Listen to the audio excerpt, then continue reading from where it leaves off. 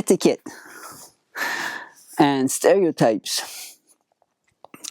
Today, I want to talk to you folks about etiquette and stereotypes and what's wrong, what's correct, what's wrong, in my opinion. But before that, let me welcome you to my humble off-grid homestead in the forest here. And as you can see, I don't have the yellow jacket on today. You'll be happy to see. But the reason actually is that it's, even though there's a bit of a mild, gentle breeze coming from, can't see where, can't tell where. We have a lot of snow still, obviously. It's mid-March, and it's not unusual. But it's not unusual to have, I should say, it's not unusual to have snow, and this much snow in March for us, for this region. It is, however, to have such a mild temperature day that I have no gloves, not even my hood on, and obviously not that yellow jacket on either. So it's a good day. It's a good day because, as you know by now, on days like this, when the sky is super blue, and the batteries are already full from yesterday and the day before, so we're floating. It means that the charge controller, whose job it is to control how much the batteries get charged so they don't explode, have already cut the solar panel's ability to collect or harvest sun power, because you don't want to overcharge it, but it doesn't want to overcharge battery, so done. And that happened yesterday, that happened the day before. And on days like this, if you were hooked up to the grid, which see, we're off grid, and then there's tied to grid. And that means that on any day that you want to, you can sell your excess power back into the grid, and you get a few cents for it. Unfortunately, it's not the same rate at which that you pay to have power if you're buying power. And or if you had a excuse me, if you had a battery powered, like an EV car or a plug-in hybrid, now would be a good time to plug that in. I can't afford to have one of those, so I don't have one. And by the way, when I say off-grid, I mean we're 100% off-grid for the house, but obviously right now EVs cost on average about $10,000 more, if not more, than the same car that's gasoline powered. So maybe one day, I don't know. Let's go back to the subject. So I know that you've all been in this situation before, where you see someone and you think that person was not brought up right, or that's not good behavior. Unfortunately, that's just human behavior. It doesn't even matter how you were brought up, and such. But I know, as much as you all might know about that part of it, the actual people that need to be watching this video are not going to be watching it. So I'm basically just venting, not even, it's preaching to the converted, but I'm not, what about it? So nothing you don't already know. And I know they're not watching it because they're probably not even, it's not even registered. They don't even know anything about etiquette. I don't think they know anything about etiquette. Or stereotype, yeah, they might know, but I don't think they care, and I'll go into that. It's more than what you're already thinking, like things like passing wind in public, farting, or burping, or picking your nose in public. That's just stuff they teach you when you're little. But someone going by. Oh, a neighbor. That's my neighbor that has a tractor that blows our snow. There's a video on that. You can go see. Rarely see anyone go by. By the way, while we're here, well, I'll let you listen to the how peaceful. Although right now snow's melting off the roof, the sound you're hearing is the sound of water trickling down. But um, if you can, I don't know if this microphone's picking that up, but I'll just be quiet so you can hear what it normally sounds like here. It smells good too.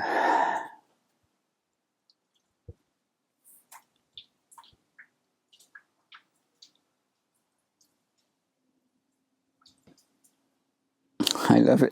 I love it. Anyway, so but yeah, it's more than that. It's even more than people talking loudly on their cell phones, either on the street or at the shops or on the bus or if you live somewhere where they have metro or like tube or underground, where there's a lot of people. Nobody wants to hear your conversation. Nobody wants to hear you shout at someone, even if you're just not shouting, just speaking loudly. Sounds like you're shouting. Nobody wants to hear that. Those are just like your typical bad etiquette. My thing today is more nuanced, or there's a twist to it, and it borders on stereotype. So, what I mean is that one example. How about that? We have all. I shouldn't say all, but most of us have migrated from. If we live in Canada or States, I should have said that first. If you live in Canada, States, Australia, I think maybe even New Zealand, Greenland,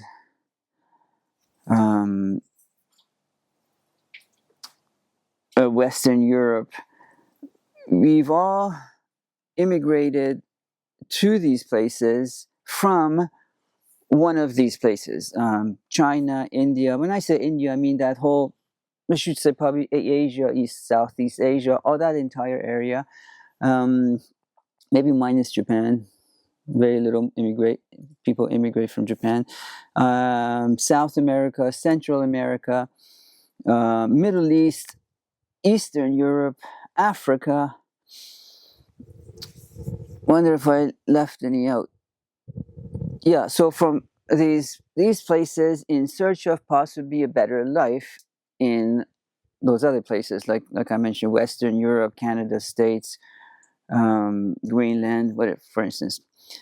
But how about this? When I immigrated here over 40 years ago, I came with my mom as a teenager. I came with my mom and my younger brother, and it was to visit my aunt here who lived in Canada in another province, and that's a whole other story. And I had the option of immigrating here to Canada or to California. And I chose here because once I, after a couple of days of being here, because they lived in one of the most multicultural provinces, and you might even say most multicultural cities in that most multicultural province. And I looked around, I saw so many different ethnicities and faces and colors and whatever. And I thought, wow, all of these people are here, and because they're here because they want to make this place a better place. They're coming here for a better life, and they're bringing the best of their cultures, their food, their way of life, and traditions and everything. And otherwise, why would they be here if they're happy where they live and it's all good? I mean, some of these countries that I mentioned, like India, there's not a war going on.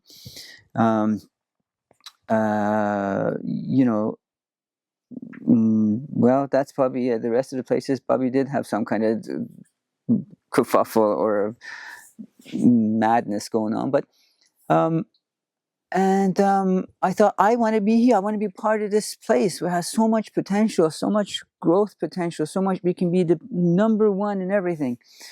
Because you got the Chinese, you got Indian, you got Middle East, you got all these melting pot, and everyone's bringing their best, everything, best of absolutely everything. We could be number one in everything.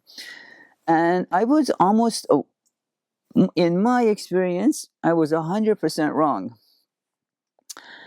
But anyway, but I've also always tried to break stereotypes in at school, about studying, with the so-called classmates, friends. When it comes to cars, everything, every way of thinking, everything. It's just, I don't know why, but it was always for me an intuitive thing that I just didn't want to be stereotyped, or also and not be an ordinary and average way of thinking and doing things, and because so many other people were doing it, followers.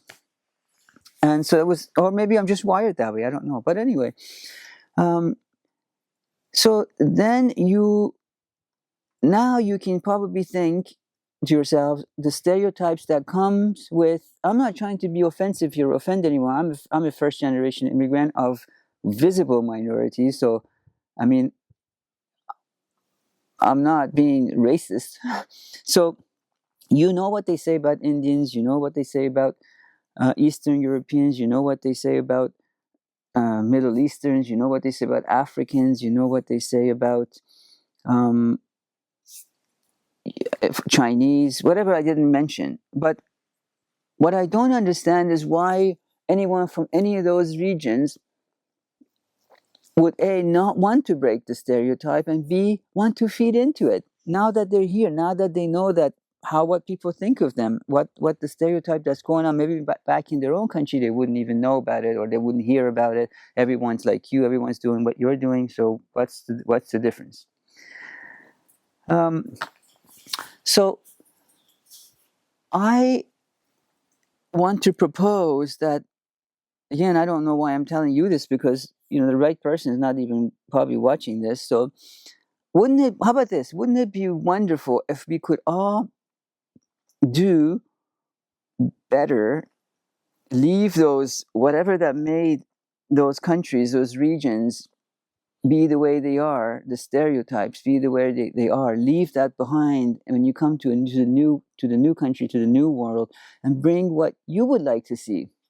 You know that saying, be the change you want to see, and it starts with you. No one's going to do it for you. I'm not going to pass a law saying, what they say about Jews are like, money and all that stuff, or Indians are lazy, or whatever that they say about anyone, Middle Easterns.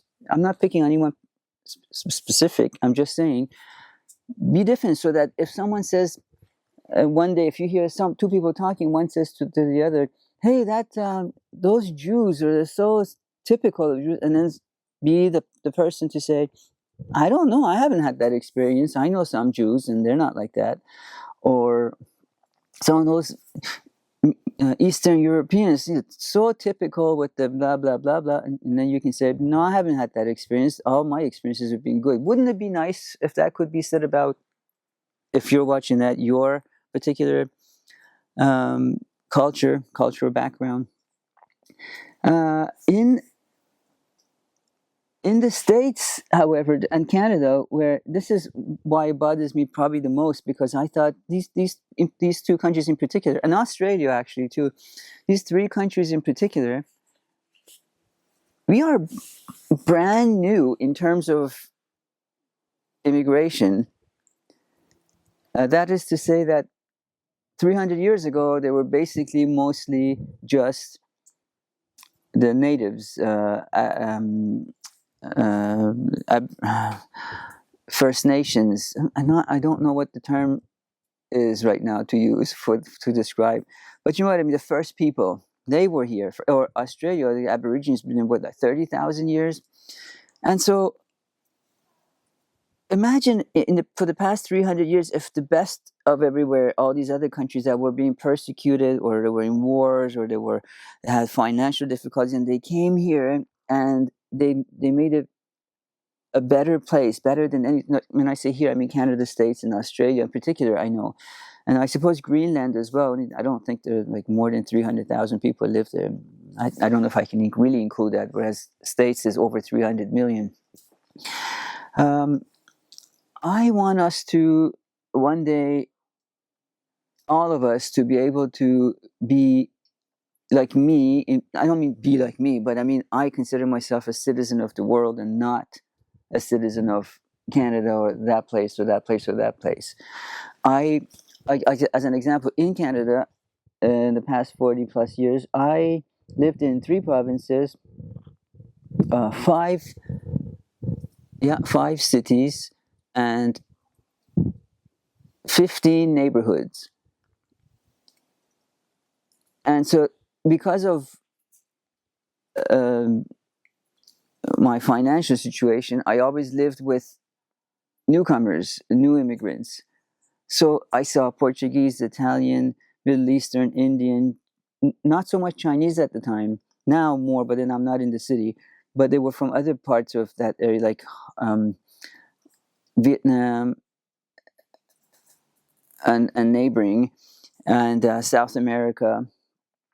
So I lived in those neighborhoods with all of those people, and that's just what I saw. And there were a lot of good people too, but I noticed that a lot of them were feeding into this stereotype, which was sad, because if you are one of the earlier immigrants here, you are going to tend to think that this is how all um, Eastern Europeans are, or this is how all Middle Easterns are, or how all Jews are, and it's not true. I don't know to what percentage are, but it seems like the ones that are doing the bad behavior is on such a scale that it sticks to your mind, and it becomes a reality. And then it's easy to stereotype someone for where they're from or what the uh, religious beliefs are, or link them to the religion. uh, just on the subject of moving, folks moving here, new immigrants to Canada, States, Australia, whatever, for the past 300 years, wouldn't it be nice, as part of breaking the stereotype, for, I'm just talking, I'm not picking on anyone in particular, I just thought about this, just came to me, like how when they say white colonialists, but what wouldn't it be nice if, say, if someone's ancestors came here, and I say here, I'm talking about one of the few countries that I just mentioned, 3, 4, 5 generations ago, and they were given land for free.